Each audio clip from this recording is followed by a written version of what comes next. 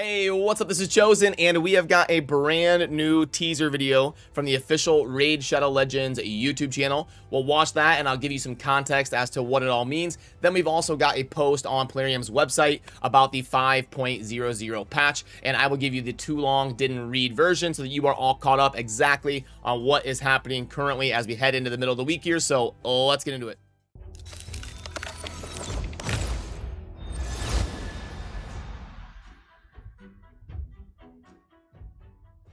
Alrighty, so let's go ahead and fire it up, and then we'll kind of talk about some of the key points and give you some live reaction here. Hydra battles, and there's a whole lot to talk about, so I'm just going to get into it. We'll start with Hydra rotations and the general structure of the battles. First, you'll be taking 6 champions instead of 5, lots of extra power. Second, once a champion has been used in a battle against the Hydra, you won't be able to use them again against this boss until...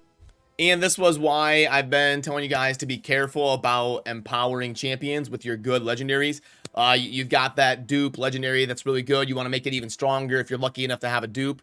But be careful, because the Hydra bosses, you're going to need to have multiple copies if you want to use a champion twice, because it's gonna lock after one fight. So that's why I've been warning you guys to be a little bit careful about your empowerments until you get a feel of how your Hydra teams are going to be structured. Till the weekly reset. You get 3 battles a week, so get creative. Now, let's talk about the Hydra. It has heads. You'll be fighting 4 at once, and each head will be unique. No duplicates. But while there are only 4 heads in the fight at a time, there are 6 heads total, and the other 2 heads are waiting in the sidelines. Every month will be a new Hydra rotation. It'll switch out each head's affinity and change the 4 starter heads. And when we have more than 6 heads to choose from, it'll also mean leaving some heads out of the rotation entirely. Okay, fighting the Hydra. When a Hydra's head HP hits 0, they're decapitated. This causes a decapitation effect, a special bonus that's unique based on which type of head you killed. Once a head's been decapitated, it leaves behind an exposed neck, which can still take damage. Lots of damage, actually, so hit it with everything you've got before, you guessed it, the Hydra grows back a new head. Exposed necks are immune to buffs and nearly immune to poison debuffs, but everything else works just fine. Which head grows back is determined randomly. On easier difficulties, it'll probably be the same head you killed. But remember, there'll always be another 2 heads, and there's a chance when an exposed neck grows a fresh head, it will be a different head than the one you originally killed. You'll need to improvise. Regardless of which head grows back, it will have a new Serpent's Will buff until the end of its first turn, reducing all damage it takes by 75%. Alright, next up, let's talk about consumption. The Hydra eats people. Every so often, one of your champions will be marked with the mark of the Hydra. Later, one of the heads will straight up eat the marked champion. However, it'll take a few turns to digest them. Deal enough damage to the head while your champion is being digested, and it will vomit them back up. Take too long, though, and did it have an indicator? Did it have an indicator on there? So it shows you, it looks like 4 turns. Oh, okay, and it does have an indicator there. You see the little green bar up on turns the to digest up top on the HP. Yeah, that green bar on the second Hydra from the left is going to be how much damage you need to do before it digests your champion. Okay, so it's similar to the dragon mechanic, how when it stands up and it inhales, you got to do a certain amount of damage to prevent it from doing that massive flaming exhale on you. So very similar to a dragon mechanic we have in game, where you gotta take care of that bar, or some bad things are going to happen to your team. Damage to the head while your champion is being digested, and it will vomit them back up. Take too long, though, and your unlucky champion will be consumed. That means they're dead, no revives, completely gone from battle. So if a champion gets eaten, hit the head responsible hard and fast if you want your guy back. Alright, that's the Hydra in general. Let's talk about those 6 heads. First up, the Head of Decay. Its default attack, Agonizing Jaws, targets whichever champion has the least HP, and puts a heal reduction debuff on them. It will also remove all debuffs from its fellow heads with speed of... By the way, notice they're saying debuff now. All the Plarium videos used to say debuff, but they got that corrected finally after a couple years. That's kind of funny. Decay. Its almighty DK passive skill also messes with your healing. Any champion who gets healed will also have their max HP reduced by 15% of the heal, up to 75% of their max HP. Lastly, it can bring up a life barrier using its Rotten Ward skill. This cleanses the head with the least HP of all debuffs, then gives it a shield-like temporary HP barrier for several turns. This barrier can't be bypassed or removed. Damage the head to break the barrier, or the head will fully heal itself. As a bonus, if you do break the barrier first, it will stun the head it was protecting. The Head of Decay's decapitation effect, the thing that happens when its HP hits 0, is a very handy heal. Your champions heal 30% of their HP, then recover half the max HP destroyed by Almighty Decay. Lastly, the Head of Decay has a passive that reduces all incoming AoE damage by 10% for all Hydra heads. Every Hydra head has this passive, so you can expect all your AoE damage to be reduced by 40% or more. We'll get to Just kind of a side note, it's looking like to me that the decapitated neck is taking about 4 times the damage. I saw that it was hitting like 50k instead of 14k. Not perfect, but it's somewhere around that like 3, 4, 5 times the damage range. So yeah, pretty significant buff to your damage when you've got a head decapitated to go ahead and focus on it. There's so many mechanics to the Hydra that it's hard to even keep up with it as someone who covers the game 6 hours a day. So we're just gonna have to kind of dive in and play it, but I'm doing my best to kind of watch this and give you a little bit of context. that. Secondly, the Head of Torment. This one is a bit more straightforward. Its default attack has a chance to place a Fear debuff on the first hit, then follows up with a second hit against all champions with a Fear of True Fear debuff. The second attack, Curse Storm, is an AoE that hurts way more if your champions are under a bunch of debuffs. Taking it down can be complicated. The Head of Torment automatically applies an unblockable, irresistible, True Fear debuff on champions that attack it, unless they have a perfect Veil buff active, bring Cloakers, or a champion that can cleanse debuffs to deal with this. The Head of Torment's decapitation effect cleanses all Fear and True Fear debuffs from your team, and gives 2 random champions a perfect Veil buff for 2 turns. Next up, the Head of Blight. It has 2 AoE attacks. Its default, Dripping Jaws, attacks your entire team and places 3 5% poison debuffs, with a high chance of putting a Leech debuff on top of that. Its other skill, Leeching Blight, also applies a 5% poison for a few turns and, if the champion has Leech on them, immediately activates all poison effects. Toxic. That's not all. Its third skill, Blinding Smog, applies a new buff called Poison Cloud on its fellow heads, which makes all incoming hits count as weak hits and blocks all poison damage the heads would receive. Upside, this head is weak to fire. It takes double damage from HP burn debuffs, and if a head is under an HP burn debuff, it won't be protected by the Poison Cloud. Best of all, when you kill the Head of Blight, its decapitation effect deals huge damage to any other heads under HP burn. Pro tip, you can use the Affinity Breaker set to bypass the Poison Cloud 20% of the time. Now, let's look at the main tank the Hydra can bring to the field. The Head of Suffering. Its basic attack is simple. Crippling Jaws lashes out at all your champions and puts a weakened debuff on them, as long as they don't already have Strengthen. Its second skill, Thirst for Pain, puts an ally protection buff on all other heads, puts a reflect damage buff on itself, and provokes your champion with the highest crit damage. It basically tries to rob you of your main nuker. Finally, Share Sufferings is where the Head of Suffering gets its name. It places a new debuff, Pain Link, on one of your champions, which causes them to take 15% of all the damage that the Head of Suffering takes. Fortunately, this debuff can be cleansed or countered with block damage or high resistance. Its passive skill, Almighty Suffering, increases all heads' resistance by 50.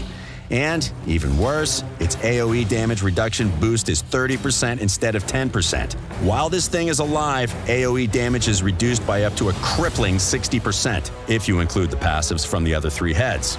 Once you decapitate it though, your entire team gets a shield equal to 30% of their max HP, which can seriously come in clutch if you time it right. Next up is the thief of this Viper Pit, the Head of Mischief. Its default attack, Thieving Jaws, targets the champion with the most buffs, then steals all those buffs along with 50% of the champion's turn meter.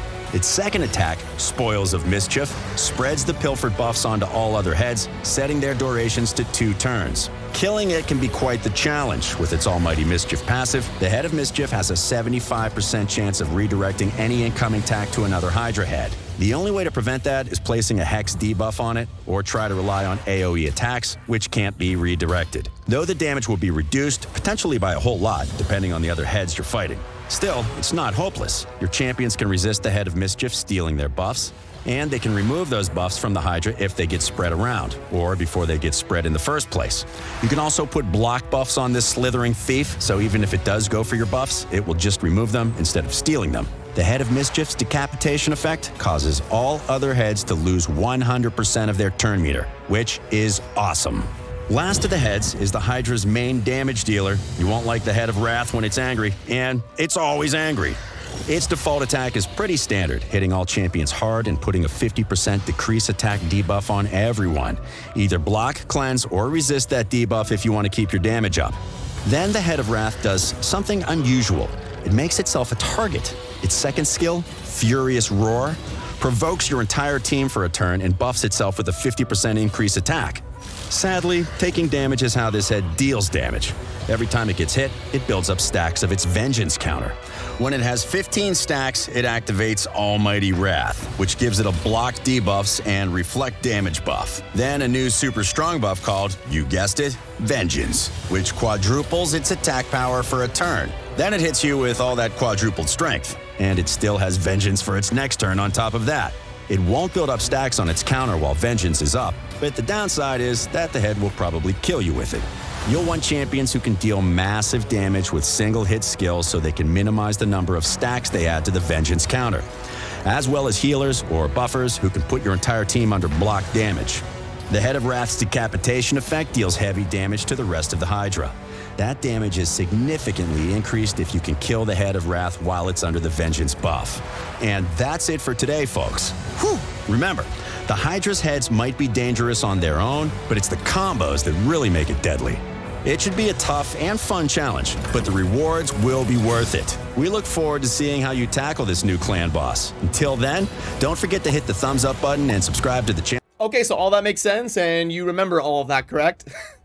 Yeah, there's so many mechanics that go into this boss. There's so much to learn and kind of get a grasp of. It's going to be a crazy few weeks here as the community in general and the content creators and everybody is kind of diving in to figuring out what compositions and what champions and what kind of works best in this Hydra fight, because there's just so many dynamics that they're adding the sixth champion. They're adding new debuffs, new buffs, and the heads rotate, the affinities change. There's things you can't resist. It's going to be throwing a loop for doing unkillable teams because there's things you can't resist that introduce RNG, like True Fear and stuff. So it's going to be really weird to go ahead and theory craft this and figure out exactly how to tackle this. And if you're curious on when the Hydra is supposed to actually be live in game, from what we're kind of hearing throughout the trickle down in the community is that tomorrow on Wednesday is when you'll actually have keys to dive in and actually fight the Hydra. We haven't even had access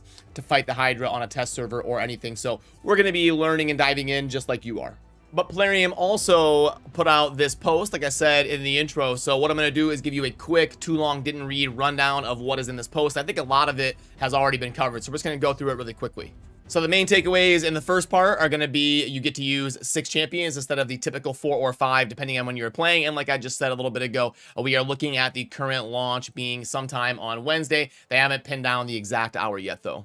Then this next part basically just says what was in the video that we just watched. It's just talking about some of the mechanics of the battle itself. The rotation section is covering more of what was in the video, just talking about how the main takeaway is going to be that there is going to be a monthly cycle of the different heads that are involved, but your damage counters and stuff that you are actually doing to the Hydra will reset every week. And in terms of those weekly cycles, you're going to be getting 3 Hydra fights per week, and they're going to be starting with resetting it on Wednesdays. And then obviously you can only use a champion one of those 3 keys that you've got. So you would need, if you want to, let's say you want to use Bad Alcazar in all of your Hydra fights, you would need 3 Bad Alcazars because you can only use each one once. Then it talks about the rewards from the Hydra battle. You're going to be getting those chests similar to the clan boss chest that you're familiar with, and it's going to be the only opportunity to get these new sets in the game, the stone skin and the protection. So similar to the normal Demon Lord clan boss where you get the cruel and immortal, they're going to be adding 2 sets to this as well that are new sets to the game. And both the stone skin and the protection set are kind of tanky type sets that both do different things. You've got the protection buff, the stone skin. One has speed, one has more tankiness. They both have a little bit of res, so both are kind of in that defensive type of setup. You'll also be working towards acquiring Mithrala Lifebane as a Void Legendary of the Dark Elves. It's going to be the champion reward, similar to how Lydia Death Siren is the reward from Faction Wars. This is going to be the reward that you're going to be acquiring from taking part in the Hydra battles. Then they've got a small section here about other changes. There's some small tweaks to Inquisitor Shamel, and then they're also adding the petrification debuff to the CC immunity. You know how there's a lot of the bosses and stuff that say immune to sleep, fear, freeze, and all that type of stuff. They're going to be adding petrification to that because it is technically a CC debuff. Then weaken and strengthen now affect the damage from bombs, which is good. We need more interaction with bombs for sure. Reduce the tappable area on the chat icon in Hydra battles, okay. And then they're also going to be instituting a silver cost reduction for swapping out gear for 2 weeks starting today. This is so that you've got an opportunity to really move things around while you're getting your Hydra teams built for success and being able to swap gear according to that. So the cost is going to be halved for the next 2 weeks, which will be ending somewhere around Christmas Eve or so. I know that was a lot to take in, but hang in there. I'm sure it'll all make sense. Once it's actually live in game and we can all sink our teeth into the Hydra, we'll start learning quickly as a community as to who is good and what compositions work best, and we will obviously keep you up to date as best that I can. As much as I'm learning and studying about the Hydra, I will forward that knowledge to you, and hopefully we can make a little bit of sense, because there's so much new things coming in terms of mechanics that this champion has. But just to get you caught up quickly on what's going on in game right now, this weekend should be 2x Voids if Plarium goes by their normal rotation of shard events, and we should hear officially from them either tomorrow morning or the day after that. CVC has ended. Now, this was a little bit weird in terms of when they did a CVC, so I don't know exactly when the next CVC is going to be to help you plan, but as soon as I do, I will make sure you know, and I'll go ahead and let you know if I got anything worth using from CVC here. We'll grade it live. So, okay, I got a Blood Shield ring, which is okay, and it's got double percent. It's got the 2 toughness sets, though, so that is, or 2 toughness stats, so that is good. That's definitely worth rolling up to 12 and seeing what happens, because if this goes, like, double defense HP or something, would be very good. And then we've got another one here, and this is kind of what you're looking for. It's got the triple percentages, but it is an attack ring, which is typically the least valuable of the main stats for rings. But on this specific set, the Blood Shield attack's actually not that bad, because you usually want it on somebody who's inflicting damage. So that's a pretty solid ring right there. And then we got another Blood Shield here, double percent defense. That's pretty good, but you don't typically want attack on a defense ring. I guess I need to point in that direction now, because we're reviewing accessories. But yeah, you typically don't want attack on a defense ring, so that's a little bit unfortunate. You'd have to hope it avoids that. And then these are what you're looking for. The reaction pieces are the main driving force of CVC for sure. And here we've got an HP amulet. It didn't get defense, which is unfortunate, but it did get both accuracy and resistance. If that attack roll was defense, it would be exactly what we're looking for, but definitely worth a roll. This one, an attack with no speed and double flat stat, that's a horrible roll. That's like a 2 out of 10. Not something we're looking for there. A defense amulet that rolled attack is a little bit not ideal. You're hoping when you roll this to 12 that it doesn't hit that attack at all. So but still, it's a tanky defense stat reaction piece that did roll both accuracy and resistance, so pretty solid. And then we got an accuracy banner, but it's double flat stat. It did get speed, so again, it's worth a roll, but about as bad as it could have been in terms of being an accuracy banner that got speed. Then for the tournaments going on right now, the Ice Golem tournament has ended, and now we have a Spider tournament that is going on in game for the next 2.5 days. And the Spider tournament is part of a drop fever for Shadowkin accessories. So obviously, with Shadowkin being the newest faction in the game, you probably have the least amount of accessories for them. So not a bad idea to go ahead and slam a little bit of energy into the shield or into the Spider right now, because it is part of the Shadowkin event. But I wouldn't go super crazy, because there's nothing special about the Spider tournament. It's just a normal Spider tournament with nothing going on. And then there's also a champion training ending in a day. Yeah, again, not really a bad idea to skip this one. We're in a kind of a lull before the holiday season fusion coming up soon in the next probably 7 to 10 days. So I would hold off on going too crazy with your resources until we see exactly what is going on with that. Then if we switch over to the events tab, we'll see that the artifact enhancement is going to be ending in about a day and a half. So a good opportunity to at least get to 1500 on this and scoop up those core hammers. And then the dungeon diver is going to be coinciding with the ice golem grinding that you were doing the last couple days, and then moving into the spider tournament if you're going after some of those shadowkin accessories. So all right, let's head on into the shop and see what we have got going on.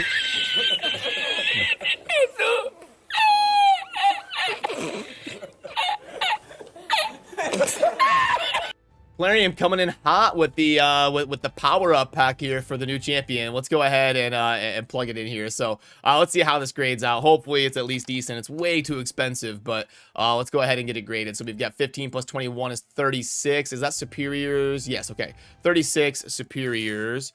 And then we're going to get 5 of the 5-star chicken, 500K. And then we're going to get 160 of the Barus, with 12 legendary tomes. Bang. And did I get it all? 800 gems. I missed that. 2.18. So yeah, for $80, a 2.18 with no shards is not near good enough. This would need to be, with no shards in it, it would probably need to be like a 2.75 or a 3.0 for me to even think about it. They would need to throw in a little bit more gems, a lot more silver, a few more books, and then we would be talking. But $80 for this is not going to make sense for anybody unless they're a super high spender who's new to the game. The Great Deal mix pack here, I don't need to plug this one in. I've done it 100 times. It's not a recommend from me. It doesn't usually grade out super well. The special progress pack, this one's worth plugging in. We've got 300K. Okay, and then we're going to go with energy of 600. I'm going to guess a 1.9. Energy refill of 4 with 300 gems. 1.77. You're underperforming here, Plarium. Come on now. The energy offers are usually like a 1.85 or a 1.9, but this one not going to be ideal. We could do with a little bit more in there. The monthly pack and the mini mix, we know the drill. $25 for epic immortal gear. Not going to cut it, in my opinion. So, okay. Nothing really worth taking note of in the offers. We're looking for voids, because voids are going to be part of the next 2x, we think, as long as Plarium does their normal shard rotation. Also, energy and stuff like that as we head into the holiday season fusion that is going to be coming up soon within the next week or so. So that's going to be voids and energy are kind of what we're prioritizing right now. We also have a new rotation of clan quests available in game that just started. You can see there that they reset in 6 days. They go on a weekly rotation. So you're going to want to make sure you dive in for your clan and get some of these quests claimed. The way my clan usually does it is we don't like perfectly force ourselves to coordinate it, but what we typically try to do is go through and claim one of each tier. So like I would go through and claim an elite, claim an expert, and claim a basic. That way there's a fair spread for everybody to just kind of casually go in and claim something that they want to get done in game. So that is going to do it for what we needed to get covered in this one to keep you caught up. Good luck on the Hydra tomorrow. I'm sure I'll be streaming my thought process and trying to learn and try out different rosters on the Hydra. One cool thing to remember about the Hydra fight is that you don't have to like hard close your game. You can really test out a bunch of different stuff. You can just leave the fight and it will save your key as long as you don't finish the fight. So we are going to be able to test stuff for hours on end and really try a bunch of different stuff and see what is working and what isn't working, how the damage is scaling, what teams are doing the best, and it's going to be an exciting time to try and chronicle all of that testing and then forward that to you so you can try to put together teams for the Hydra as well. So I am going to head on over to stream. If you would like to stop by and say hi, a link is down below. As always in my wrap-up videos, I'll put that in the pinned comment for you to navigate on over if you would like to stop by. But if not, have a great rest of your day, and as always, thank you for watching. Peace.